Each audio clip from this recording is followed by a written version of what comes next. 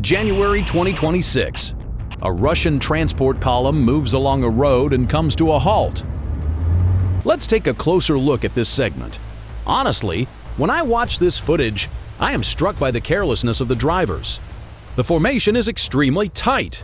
The distance between vehicles has been reduced to a critical 5 meters. In the crosshairs of the reconnaissance drone are 11 pieces of Russian equipment and personnel. Here is the first part of the column, and here is the second. It is easy to see that this is likely a supply column. Ural and Kamaz trucks. These are so-called soft targets. The lack of heavy armor makes them an ideal target for shrapnel munitions. The loss of these 11 vehicles means the disruption of ammunition supply for an entire battalion defense area. At this moment, in the joint headquarters, operators of the Delta system assign the target a priority 1-inch status. The execution time is less than 2 minutes. The combat mission is sent to the HIMARS cruise terminal. Using specifically a tungsten payload, here is the only correct decision. High explosives would only clip a couple of vehicles, but shrapnel will cover everyone. HIMARS raises its launch pod. The computer automatically calculates the ballistic trajectory, taking into account air temperature and wind speed. Notice the image stabilization. This is the Shark drone at work.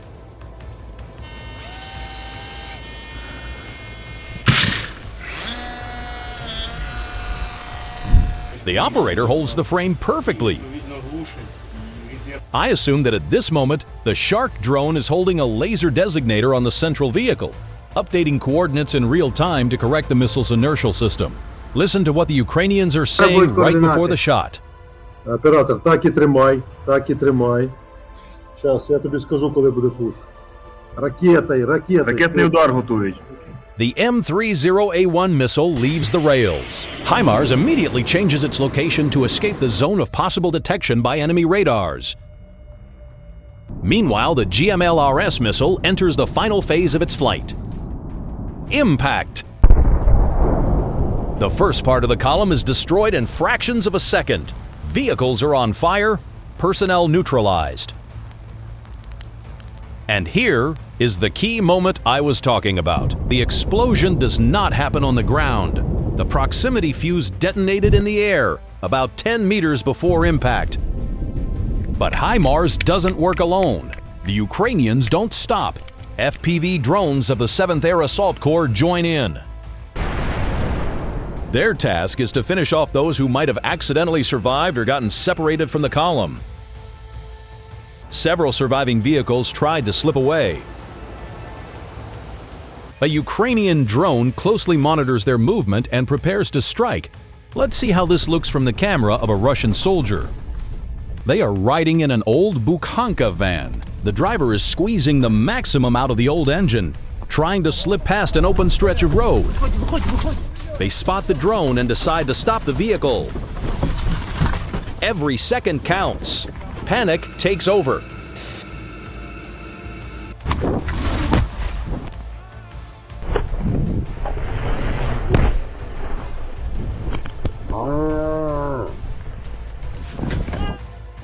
The explosion happens meters from the vehicle. The fragmentation field covers the group, which didn't have time to disperse. The soldier with the camera is disoriented. Shell shock. The group is broken. There is no communication. They are left alone in the middle of a winter field, which is visible to Ukrainian drones in plain sight.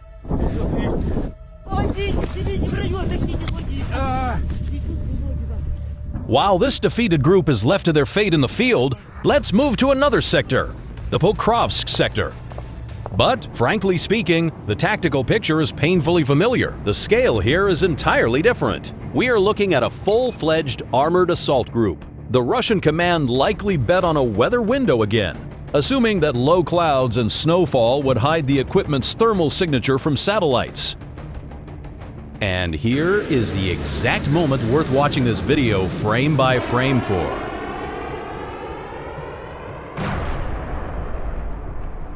Look at the explosion in the center of the formation where it all started. It's not a mine. And this is definitely not standard 155mm artillery. Let's take a closer look. By the characteristic instantaneous cloud and the absence of a crater on the ground, I can say with certainty, this is HIMARS working again with an M30A1 missile. This is where the terrifying effectiveness of GMLRS lies. One munition does the work of an entire battery. After the successful HIMARS strike, other artillery joins the operation. The column is shelled by all possible means. Плюс один вогонь. First, cluster munitions are used to cover the area and cut off personnel from escape routes.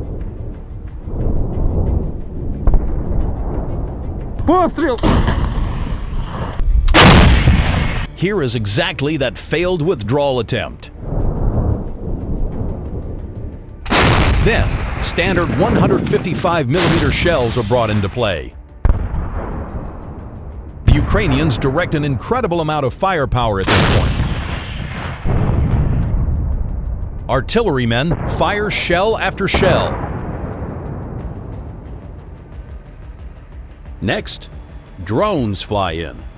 The pilots use the carousel tactic.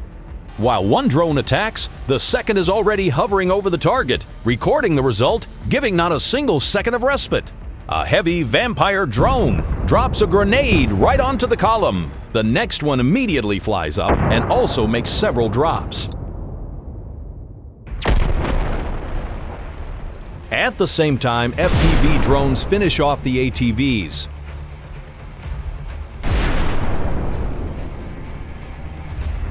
Infantry scatters in different directions. The hunt is on for them. Let's see how it looks from the camera of a Russian soldier. A Ukrainian drone attacks, but it's shot down with small arms fire. However, the next one flies in right behind it. And here is the camera of a second infantryman.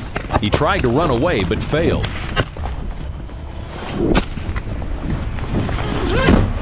Looking at this footage, I draw a simple conclusion. In modern warfare, the winner is not the one with the thickest armor or the most hardware. The winner is the one who sees faster, transmits data faster, and possesses a high-precision tool like HIMARS. And here is some more footage filmed by a Russian journalist. Listen to what he says. Недалеко от Донецка. И есть видео у укропов. Мы посмотрели, как по ним прилетел HIMARS. Не один, причем их три. Прилетело 3 ракеты. Я стал. And here is the very moment he is talking about. Let's analyze it in more detail. This is a Nona-S self-propelled artillery system. Живую силу. It and another identical system move into position and begin firing.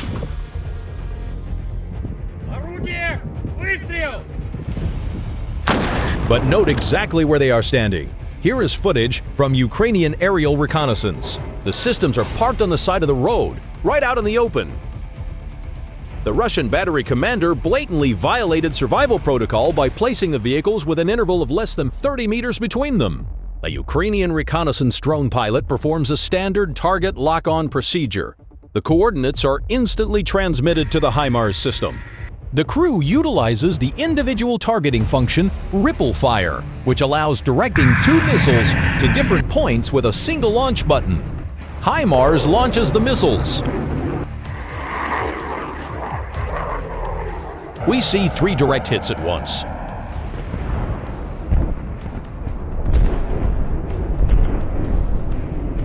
The strikes hit right into the thin roof of the engine transmission compartment. Here is what the systems look like after being destroyed. The journalist shows the first one. And here is what the second one looks like. Номки наши. Вот, здесь экипаж погиб. В первой номке, вот, который здесь остался, точно экипаж погиб весь. Вот тут, ну, сами видите, повреждения какие они здесь не будут. Металл поплавился. Такие повреждения, как бы. And here is another interesting moment the journalist shows. Но здесь дыра, говорят, вот мерили, вот эта дыра, она 4-метровая. 4-метровая дыра. Вот так пробивает он землю, HIMARS. The ripple fire system is a hallmark of HIMARS. And it works perfectly. We see that the Ukrainians constantly use this. For example, here are two Russian grads. The process is the same. The drone transmits coordinates. HIMARS fires a salvo. And here is the result. And one more example. These are two Buk M2s. The distance between them is about 150 meters. HIMARS launches missiles.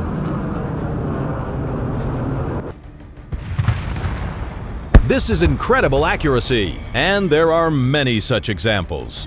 But here is one more moment you absolutely must see. The Russian command deliberately moved a helicopter base to a tactical depth just a few kilometers from the front line in order to minimize aviation approach times to Ukrainian positions and increase combat patrol time. Because of this rush and the lack of engineering preparation in the sector, these helicopters were not moved into protective shelters. But here is the most distinct moment. On the screen, we see a bright thermal gradient from the turboshaft engines. This indicates that the machines are either warming up or their turbines have not yet cooled down after completing a combat sortie. This huge infrared signature is easily detected by the drone's high-precision optics from a distance of several kilometers. And nothing can react as fast as HIMARS. Coordinates are received, and missiles are instantly fired. The attack is carried out using the full package method. In a matter of seconds, every launched missile reaches its target.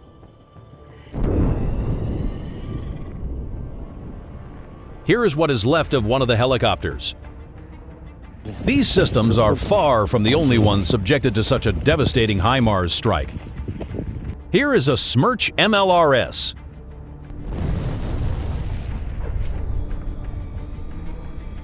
And here is an Uragan.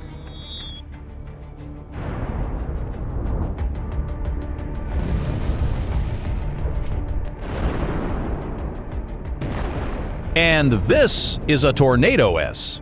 All of them look something like this after meeting HIMARS. Listen to what the Russian soldier says after one of these strikes.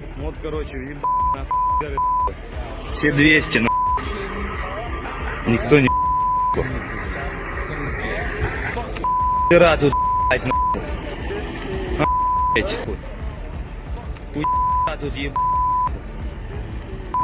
I think HIMARS is one of the best systems that has proven its effectiveness in practice. Thanks for watching. See you in the next episodes.